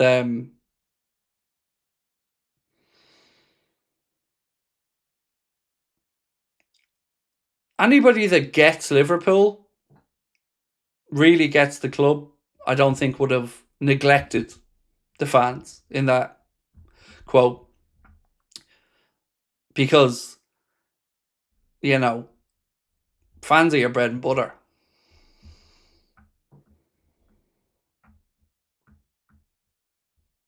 Yeah, so when Connor sent it to me, he said, see if you can spot what's missing. And as soon as I read it, I said, the fans, mate. Nothing from the fans. Is Lee in the chat? So I'm seeing a lot of people say, oh, there he is. Yes, Lee Gunner. How are we, dude? My brother from another mother. How are we, Lee? Not one mention of the fans. Exactly, bro. Exactly. Which is bread and butter shit for a manager, Lee, isn't it? You know, go out there and ingratiate yourself to the fans. Yeah. But anyway, do show Lee some love. You know, I've had the pleasure over the last couple of years of really getting to know Lee. He spent some time with me and my family in Spain when we were over there. He drove down, spent a couple of days with us.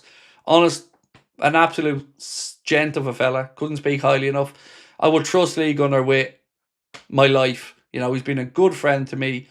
And, you know, he always looks out and drops in as well. So do show Mr. Gunner some love, because he's one of the good ones in our industry, and he's a good friend of mine, and I appreciate the support. I always do. He always drops in to make sure I'm all right. And yeah, the family send their lovely, all of them. We enjoyed having you with us, mate. What's this?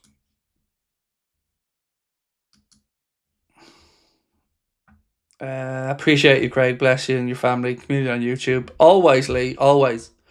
You know, you're one of the real ones, man. And I don't forget people who stand up with me, mate, and stand up and look out for me. So David Ornstein of The Athletic has just posted something very interesting. He said Antoine Semenyo is ready for winter or summer transfer from Bournemouth, said Ghana boss Otto Addo. Speaking after the World Cup draw, the head coach told the Athletic, with all respect for Bournemouth, surely it's natural for him to take the next step. So, what are we saying? And thank you so much, Keane, by the way. Absolute legend as well. Keane has been an incredible help to me as well since taking over from Mark as our chief moderator. I didn't think it was big shoes to live up to Mark, but Keane's doing it, playing the blinder as well. So thank you so much, Keane.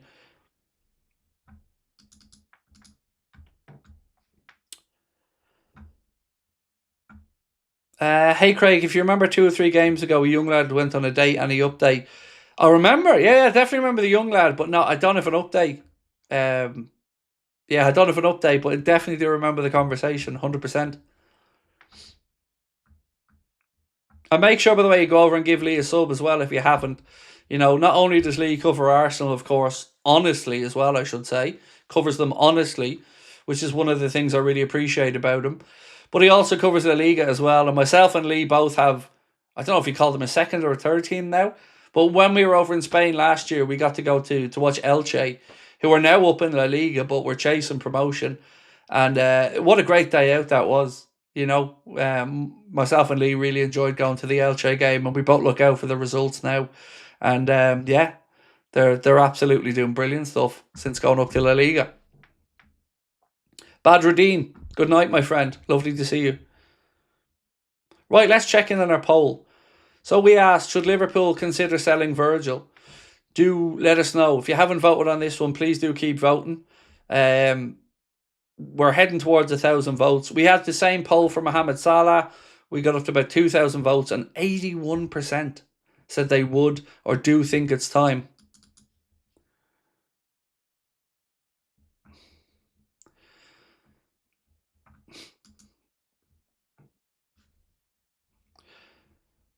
Until we get replacements from own VVD, selling them would be a foolish move. Look, I'm definitely nowhere in the selling VVD camp. For a simple reason is I do think he's going through a bit of a blip at the minute, but I do think defenders can go on a bit longer. So I would be firmly no on listening to any offer for Virgil. But for the Salah one, what you've said is fair as well, mate. We do need to bring in that replacement, because what we couldn't have happen is sell him and then start getting lulled into this. Well, are we going to see Chiesa stuff? We know we're not. So you're right. Of course we would. But, that's where the conversation about Semenyo comes into it. Because that would give us the scope and the wiggle room to do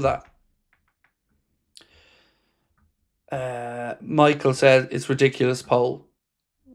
Well, it wasn't my idea, so, give out to somebody else, Michael. Somebody said, and I quote, Craig, Virgil's been getting Virgil poll because he's been getting away without any of the criticism. So you can say it's a ridiculous poll, no problem with that, but I'm just explaining to you where the idea for the poll came from.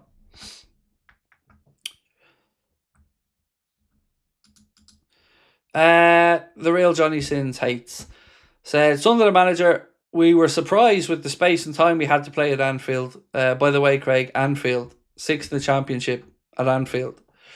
I know, me and Connor were talking about that quote as well after the game.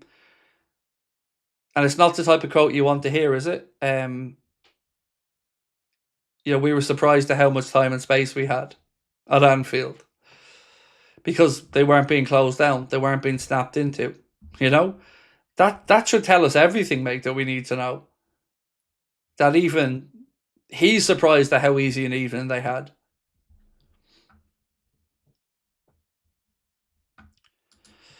Rafael Sanchez, how are we, sir? Craig, I'm a United fan, and it's tough, man, in your opinion, for both United and Liverpool. How much are the managers to blame, and how much for the players? So at Liverpool, which I can certainly speak to Rafael with far more confidence on this, I would say it's more on the manager because the caliber of players are far better than what we're seeing from them. At United, respectfully, I look through your team. Cunha, great player. Bremo, great player. Sesko's jury's still out. Fernandez, great player. But I don't think the same calibre or strength in depth is there. On top of the system that the new manager is trying to implement that is different from a back four. So I think at United, it's probably 50-50. I think Ruben Amorim's made mistakes. I think he's been stubborn at times. But your manager certainly seems more willing to accept some of the failures of his, I mean. So for me, it's 50-50 at United. At Liverpool, 70-30. Manager more at fault than players. Because I just look at the calibre. Salah, Virgil, Alisson, Ekitike, Isak, Wirtz, McAllister, Soboslai. They're way better than the tune this manager's getting out of them. Oliver, thank you, bro, for gifting 10 memberships. Oliver Hunt, legend. Thank you, mate.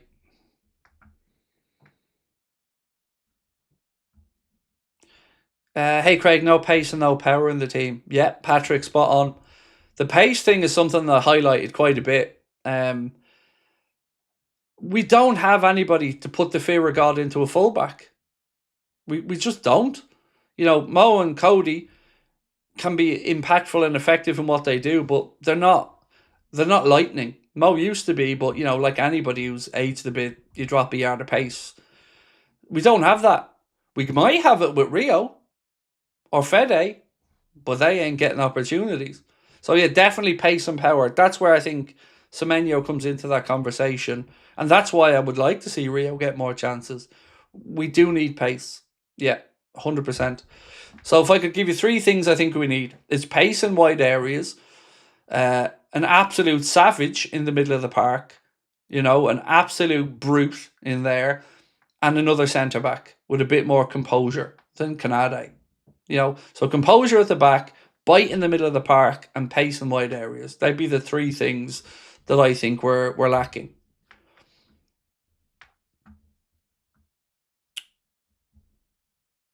Craig, do you think Klopp has said anything to Slot? I wouldn't know. Yeah, geez, I wouldn't know if they have any type of channel of communication. I'm sure Jurgen would be amenable if Arne reached out to said, look, I'd like to pick your brain on X or Y. I'm sure you're going to be open to that, but I don't know is the honest answer. Grim Reaper said, one thing I haven't seen anybody mention about is how Arne may have impacted the team if Kloppo had stayed and Slot joined as what Pep Linders was. We may have a few more titles with fitness. There was definitely a drawback to the way Klopp played, and there was burnout and injury because it's a very demanding style of football. So with Jurgen's style of football, I do feel he probably needed a slightly bigger squad. Because you are going to pick up the injuries. And that's why I was so quick to say that was what I thought the difference was between why Arne won the title and why Jurgen didn't the season before with the same squad.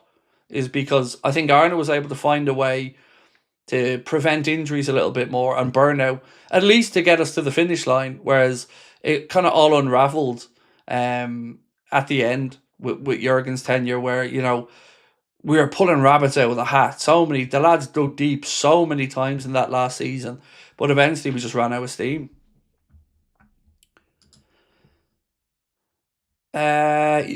George said, Ali, VVD, Salah, Robertson, time to go next season.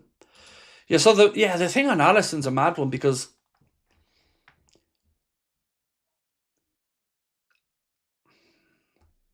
he looked nervy the other day.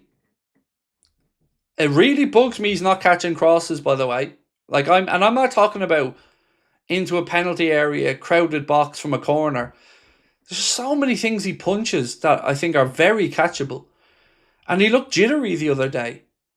And then the most concerning thing that I would say about Alisson is the injuries. There's a lot of them happening over the last couple of years, and it's become quite frequent.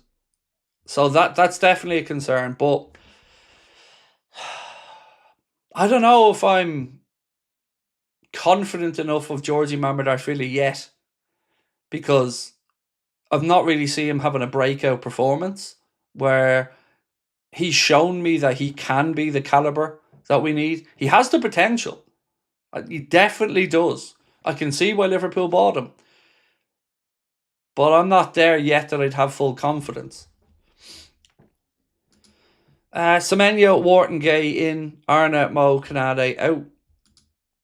Yeah, look, I'm really bitter about the Konate situation. Really bitter about it. You know, if that piece from who was it from ESPN? Can't remember which ESPN journalist it was. If that piece was correct and he wanted to go to Madrid, you can fuck right off in my head. Honestly, do one. I'd retract the contract offer and tell him to piss off in the summer. That's how bitter I am about that. If you have to be talked into staying at Liverpool Football Club, you're the wrong guy. And I've not seen anybody say that that was wrong. I've not seen anybody call it out as lies. So, you know, he values himself at a level that I don't think he's worth. And that seems to be the impasse in the contract situation. That if he's still debating and thinking about this offer, respectfully, off you pop. You're not that good. You know, you're not good enough that your loss is going to change this club. You should be fucking grateful that you're even getting a new contract offer with the state of the performances this year. So if it's true that he wanted to go to Madrid, yeah, like I said, I'm really, really black and white about these things. You shouldn't need to be talked into staying here. Nor should I think we should be fighting to keep somebody that wanted out. I don't like it. The real Johnny Sins Hate said, never forget, Craig, Arna threw away the Carabao Cup at home for all of this shite. Don't ever forget, Craig, how we stuck two fingers at 60,000 working class fans and wasted their money. Well, I hope, mate, that you remember my stance at that time. Because I was never allowing that. I was never happy with that. And I found it arrogant. And I found it deceitful at the same time. Because we were told in the summer that we weren't going to have another Plymouth Argyle, where Liverpool were spread too thin, that they weren't able to go out to compete in every competition with the level we could. So when I heard Arna come out and tell us that this club is known for playing young players in the League Cup, I think he was bending the truth. Because yeah, we are. But we're also known for having a bench that can come on and change the flow of the game if needs be. And nobody will ever tell me that he didn't throw that game. He fucking threw it. 100%. He sent out a team that was never going to win. Unless it went to penalties and we got lucky. And he stuck two fingers up to the people that went there, to the competition, and to a trophy that we were a handful of games away from winning. We were at home. You win that, you're in the quarterfinals. You're 2 games away from Wembley, and a confidence boost that's much needed, and minutes that are much needed for the developing players. That sickened me. But the amount of people who seemingly were willing to write it off, I never understood, mate. I never understood it.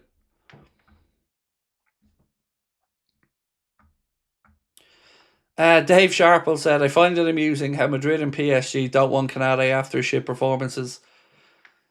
Yeah. It's, you know, the irony of that, Dave, is that that's all down to himself. Hang on, there's a stat here. What's this? So, Gianluigi Donnarumma has saved 58% of the shots he's faced in the Premier League this season, the 3rd worst record in the competition. Wow. So, Donnarumma had saved 58%. Alisson has only saved 56%. And Bain there, 54%.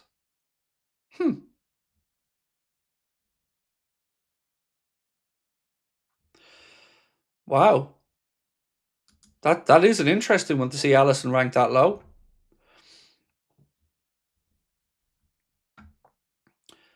Right, let's see what some of you guys are saying about Konate. JT Cliff said, Craig, definitely withdraw Konate's contract offer, and if Liverpool want to give him a lower offer, virtually at the end of the season, fine, otherwise let him leave, easily replaceable.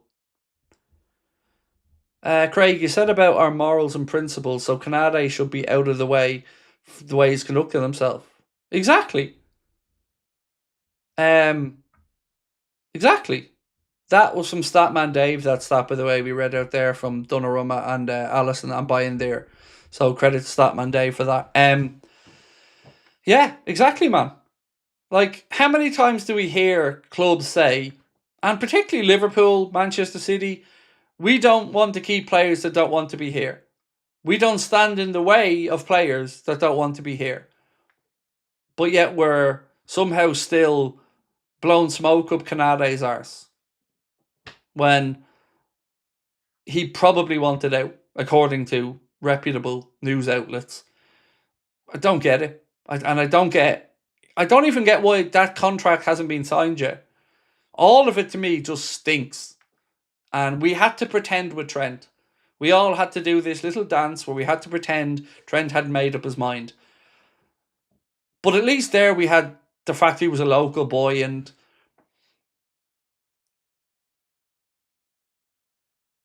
with Konate, I just feel like we're being mugged off a bit personally. And when he smirked getting taken off by Arnott as well, I just don't get it. We can do better. And if he doesn't want to sign that contract, then respectfully off you pop, like. And look how it's all paid off for us since. Yeah. Well, to be fair, he did get the Villa and Real Madrid wins, but then after that, it all just fell. Like I said something on last night's stream that I can't quantify, I can't back up, but just something feels wrong about our club at the minute. Something feels off. And I don't mean Diogo and that sadness that's obviously there at the club. I mean, it doesn't feel like the connection, the camaraderie. It doesn't feel like everybody's together. It feels like there are some divisions. And these are the type of things we may never know, because thankfully there aren't many leaks that come out of our football club. But I don't think everybody in that dressing room gets on, likes each other. I don't. Despite what we may see, or of course what will be told, because no football club in the history of football clubs has ever given themselves negative PR. It just doesn't feel right. Something doesn't feel right at the club at the minute. I don't know if it's the recruitment team, the coach, the players, the owners, all of it, some of it, none of it, but it just doesn't feel right. It doesn't feel harmonious. It doesn't feel settled. And it feels like there's too much PR, too much smoke and mirrors, too much telling us things that aren't true. It's too soon to back the manager. No, it's not. Or to sack the manager. No, it's not. It's too soon if you want to be stubborn about it. But again, if we have standards, it's absolutely not too soon. It just, I don't know, man. It just doesn't feel right.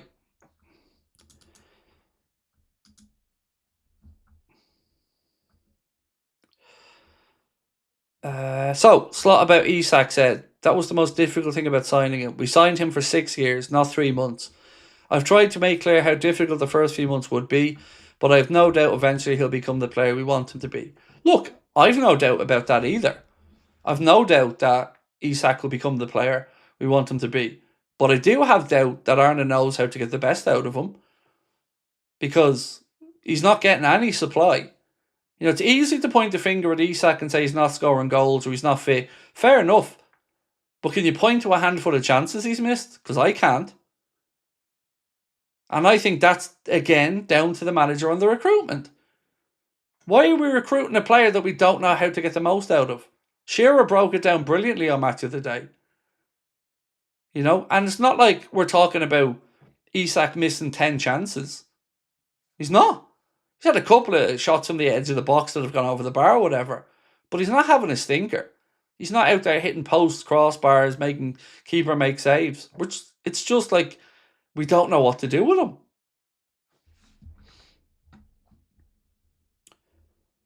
Bradley said, Craig, if we're up to me, I would sell VVD and Mo, make Dom captain and rebuild a squad. I wouldn't sell Virgil. I'd bring in Mark Gay, and I bet you that defence looks better with the two of them in the middle. I bet you it does.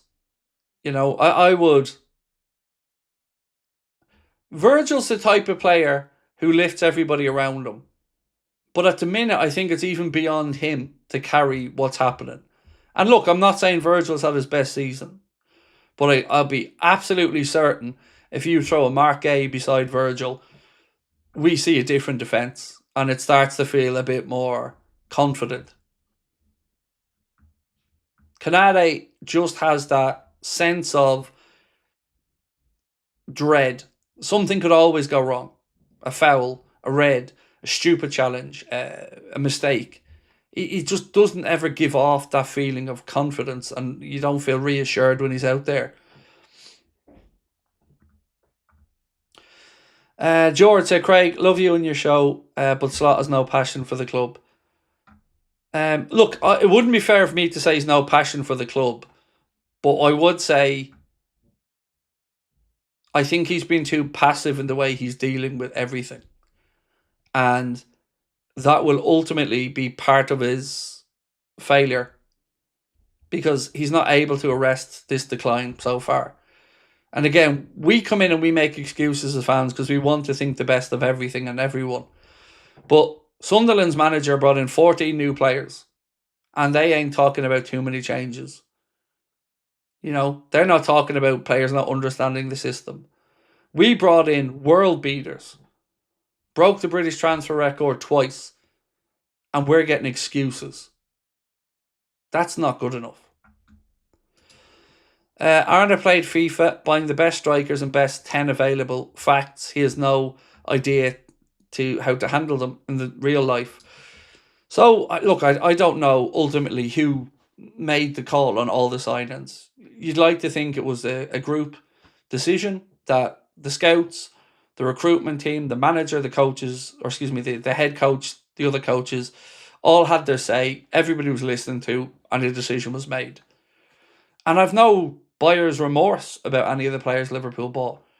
I'm just astounded that the manager isn't able to make it work. Right, so 1.1 thousand votes, and we asked, should we consider selling VVD? I think this is closer than it should have been, personally. But thankfully, 55% said no, we shouldn't consider selling Virgil. 45% said yes. I would be in the no camp. I wouldn't consider selling him. Because I do think putting a better centre-back alongside him will make a bit of a difference there.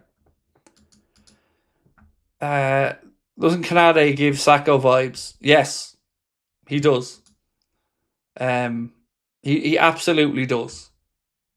And I've had a very consistent complaint about him, and that's his grappling with players.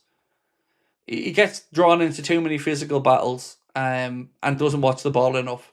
I go back to the goal Haaland scored. I think it's a great example of everything I think's wrong with Konate. He's more intent on grabbing the arm and struggling and battling with Haaland physically than he is watching the ball that sailed over his head or glanced on his head that Haaland scored. And at the time, I remember I turned around to the chat and I said, do you think if that was Virgil van Dijk standing in front of Haaland, that goal happens? And everybody said no. And that is Konate summed up perfectly. The corner he gives away by kicking it out needlessly when he stumbled. Over jumping the ball when it bounced in front of him. And that's happened 2 games in a row. Yeah, he's too lackadaisical. And when things are going good, he's good. But when the head goes, my God, it goes. Craig, we're too far forward for a gap to happen up front. What do you think? I'm not really understanding what you mean, mate. We're too far forward for a gap to happen up front. I don't know what you mean by that, James, mate. Sorry.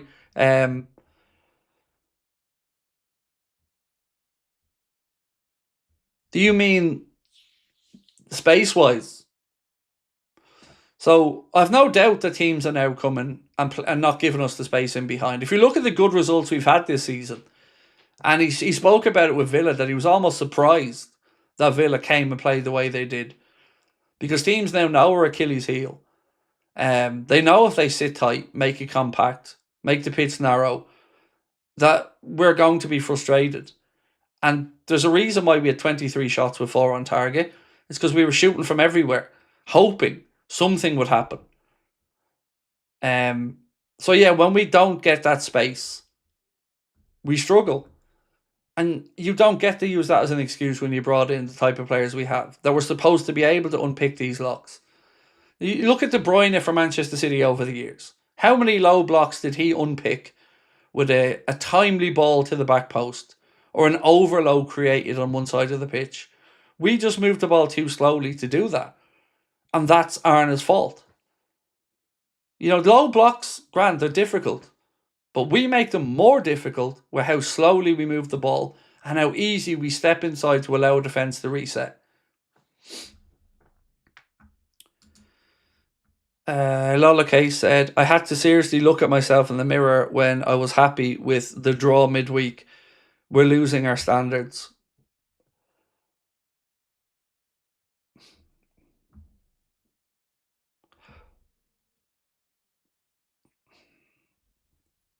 I said something to Connor earlier on.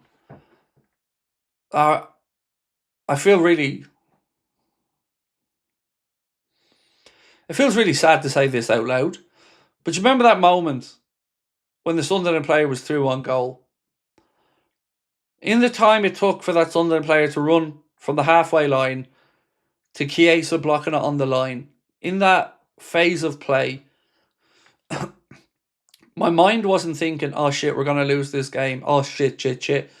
My mind was thinking, this is going to be our freeing moment.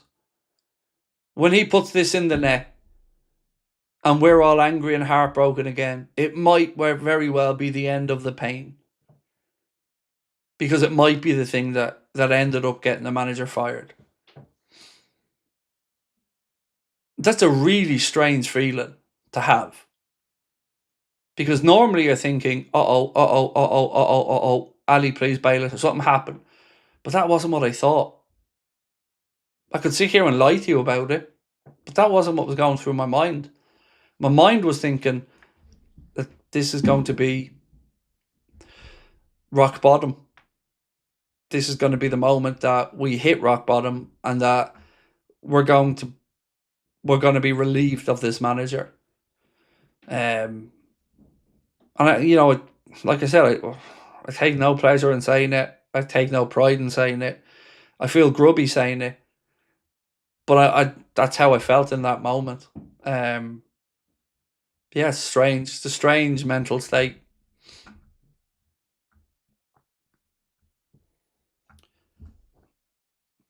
Oshin said, Craig, you might not believe this, but what you just said made me shed a tear. Makes me sad saying it, dude. It's not nice. It's not nice feeling this way. It's not nice going into games with dread now. And it's not that I dread, like, how do I say this?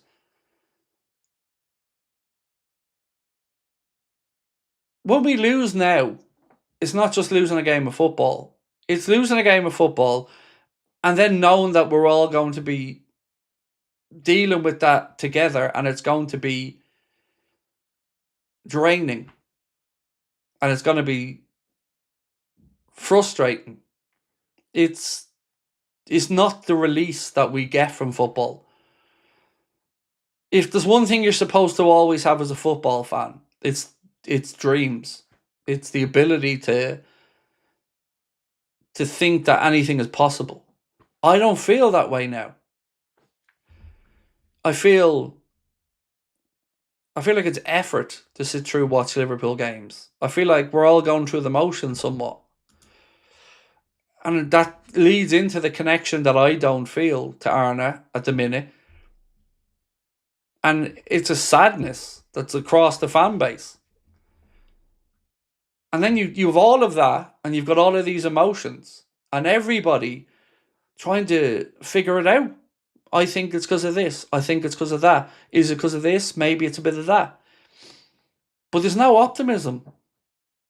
There's no optimism. We're devoid of positivity. And to hear the club then kind of stick their fingers in their ears and say, you know, we almost expected this with the changes, or the club are firmly behind the manager. Fuck you. Just fuck you. Because it's not benefiting anybody. And read the room. Like, read the room. The fans, they're not feeling it. And they're too respectful and too polite to do what other fan bases will be doing, which is booing the fuck out of this. And that's to their own credit that they don't do it. But it makes these type of situations more saddening. Craig, got it right this time. I think we all got too excited the window because we'd never seen it before. But it was completely unbalanced and wrong. We needed a 6 and a centre-back, and we went for neither. Look, man, yeah. Look, I'll put my hands up to say that. Yeah. Definitely. I got swept up in it all. There's no denying that, man. I was... yeah, I was fucking dreamland stuff. But you are right. You know, deficiencies were still there in two areas anyway. I can't argue with you, mate. You're right in what you've said. Hi, Craig. Hope all's well, mate. We had the exact same issues with the low block before Klopp came, and he came with a faster, more intense style and killed it. Yeah, so you know the way we talk about the pace mark and the stuff we're lacking? It's not just the ability then to unpick it, but if you've got a young winger or a pacey winger who run at people, you can draw fouls. You can get them on a yellow. Then they can't make the next challenge. These things can have knock-on effects. A free kick could be the thing that unlocks it. A dribble into the penalty area, your ankle being clipped, can lead to a penalty. But checking back inside and putting in hopeful crosses ain't doing that. Shooting from distance ain't doing that. And that's what we're doing. So a young pacey winger or a direct player, they may give you the direct moment, but they may also give you an indirect moment of drawing a foul, getting a player sent off, picking up a penalty or a free kick. And it all adds into your ability then to beat the teams with a low block, where so many in the past would have gotten a penalty and won 1-0. You know? But what we do doesn't give us any of those options. Just the frustration that comes with it. David said, as a scouser who supported this club for 49 years, it's the worst football I've seen. Roy Hodgson was sacked for less. Yeah, exactly. But at least with Jurgen, you felt like we were going to grind the team down. You felt like... I always felt with Jurgen that in any game, a 15-minute period could happen where we take the game away from the opposition. Where something just clicks and we score 2 or 3 before people know what the fuck is going on and the game's gone from them. Or we would grind the team into a mistake with the relentlessness and the energy and the pressure and the physicality of what we were doing. But not this style now.